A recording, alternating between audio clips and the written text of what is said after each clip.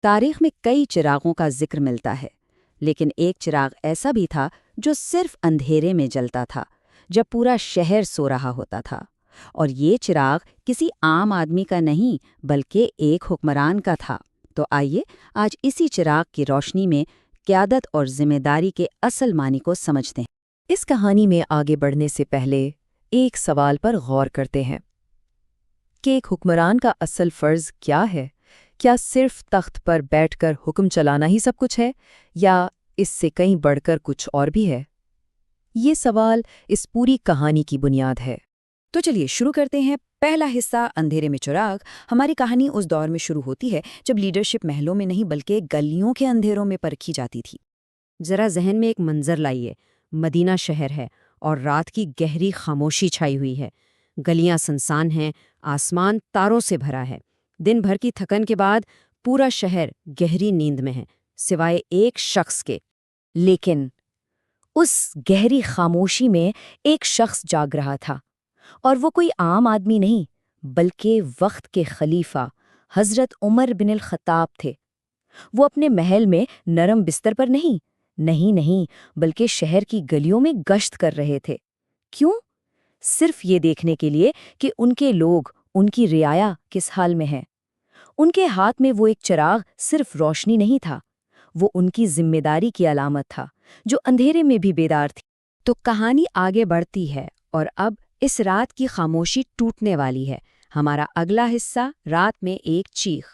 یہ وہ لمحہ ہے جہاں اصل امتحان شروع ہوتا ہے۔ گشت کرتے کرتے شہر کے باہر انہیں ایک خیمہ نظر آیا، اور اس خیمے سے آ رہی تھی بچوں کے رونے کی ایک ہلکی سی کمزور سی آواز۔ پتہ ہے یہ کوئی عام رونا نہیں تھا، اس آواز میں ایک ایسی بے بسی تھی، ایسی تکلیف کہ خلیفہ کے قدم وہیں کے وہیں رک گئے۔ وہ خیمے کے قریب گئے اور انہوں نے پوچھا، یہ بچے کیوں رو رہے ہیں؟ اندر سے ایک ماں کی ٹوٹی ہوئی آواز آئی، بھوک سے۔ کئی دن ہو گئے انہوں نے کچھ نہیں کھایا۔ سوچئے ذرا، یہ چند الفاظ ایک تیر کی طرح خلیفہ کے دل میں لگے ہوں گے۔ ان کی حکمرانی کی حقیقت ان کے سامنے آ کر کھڑی ہو گئی تھی۔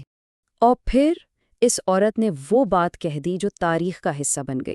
اس نے بڑے درد سے، تلخی سے کہا، عمر کو ہمارے حال کی کیا خبر، اسے کیا معلوم بھوکے بچوں کا درد کیا ہوتا ہے۔ اور ستم ظریفی یہ تھی کہ وہ یہ نہیں جانتی تھی کہ جس عمر سے وہ شکوہ کر رہی ہے وہ بالکل اس کے سامنے کھڑا ہے۔ یہ تھا لیڈرشپ کا سب سے بڑا امتحان۔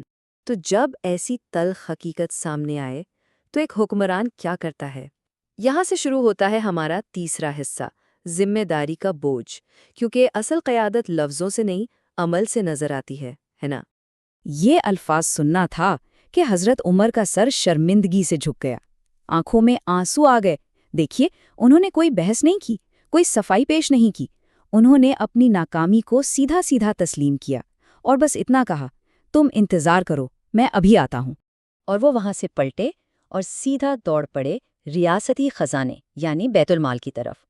وہاں سے آٹے کی ایک بوری لی، گھی لیا، کھجوریں لیں، اور کسی کو حکم نہیں دیا، نہیں، یہ بوجھ انہوں نے خود اپنے کندھوں پر اٹھایا۔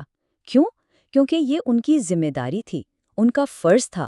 جب ان کے ایک خادم نے آگے بڑھ کر بوری اٹھانے کی کوشش کی تو انہوں نے اسے فوراً روک دیا، اور پھر وہ تاریخی الفاظ کہے، کیا قیامت کے دن بھی تم میرا بوجھ اٹھاؤ گے؟ یہ میری رعایا ہے، اس کا جواب مجھے دینا ہے۔ سوچئے اس بات کی گہرائی کو، ذاتی جواب دہی کی اس سے بڑی مثال کیا ہو سکتی ہے؟ تو اب آتے ہیں کہانی کے اس حصے پر جہاں ذمہ داری عمل میں بدلتی ہے۔ ہمارا چوتھا حصہ، آنسوؤں سے مسکراہٹ تک، کیونکہ اصل ہمدردی صرف محسوس کرنا نہیں بلکہ کچھ کر دکھانا ہے۔ تو خلیفہ نے کیا کیا؟ سنیے، وہ بوری اپنی پشت پر لاد کر خود اس خیمے تک لائے، پھر اپنے ہاتھوں سے آگ جلائی، خود کھانا پکایا، اور پھر ان بھوکے بچوں کو اپنے ہاتھ سے نوالے کھلائے جب تک وہ سیر نہیں ہو گئے۔ اس لمحے وہ ایک حکمران نہیں تھے، وہ اپنے لوگوں کے ایک خادم تھے۔ لیکن بات یہیں ختم نہیں ہوئی، سب سے اہم بات تو اب آنے والی ہے۔ کھانا کھلا کر وہ وہاں سے چلے نہیں گئے بلکہ خیمے کے باہر بیٹھ گئے اور انتظار کرنے لگے۔ جب کسی نے پوچھا کہ وہ کیوں رکے ہیں تو انہوں نے کہا، میں نے انہیں روتے ہوئے دیکھا تھا، اب جب تک میں انہیں ہنستا مسکراتا نہ دیکھ لوں میں یہاں سے نہیں جاؤں گا۔ ان کا مقصد صرف پیٹ بھرنا نہیں تھا، ان کا مقصد آنسوؤں کو مسکراہٹ میں بدلنا تھا۔ تو یہ صرف ایک رات کی کہانی نہیں ہے، یہ قیادت کا ایک ایسا سبق ہے جو کبھی پرانا نہیں ہوتا۔ تو آئیے دیکھتے ہیں کہ اس پوری کہانی سے ہمیں ایک حکمران کے اصل فرض کے بارے میں کیا سیکھنے کو ملتا ہے۔ سب سے پہلی اور سب سے بڑی بات، حکمرانی اصل میں ہے کیا؟ یہ صرف تاج پہننا یا تخت پر بیٹھنا نہیں ہے، بالکل نہیں۔ یہ ایک بہت بھاری ذمہ داری کو قبول کرنے کا نام ہے۔ یہ طاقت نہیں، یہ ایک امانت ہے، لوگوں کا اعتماد۔ تو اس کہانی کا سبق کیا ہے؟ اصل میں اس کے کچھ اہم نکات ہیں۔ پہلا، سچی قیادت وہاں سے شروع ہوتی ہے جہاں آپ دوسروں کا درد محسوس کرتے ہیں۔ دوسرا، ایک حکمران ہر ایک فرد کے لیے ذاتی طور پر جواب دہ ہے۔ اور تیسرا، عظمت محلوں میں آرام کرنے سے نہیں ملتی، بلکہ راتوں کو جاگ کر چوکس رہ کر ملتی ہے، تاکہ یہ یقینی بنایا جا سکے کہ کوئی بھی پیچھے نہ رہ جائے۔ اور اس طرح ہم واپس اسی چراغ پر آ جاتے ہیں جہاں سے ہم نے بات شروع کی تھی۔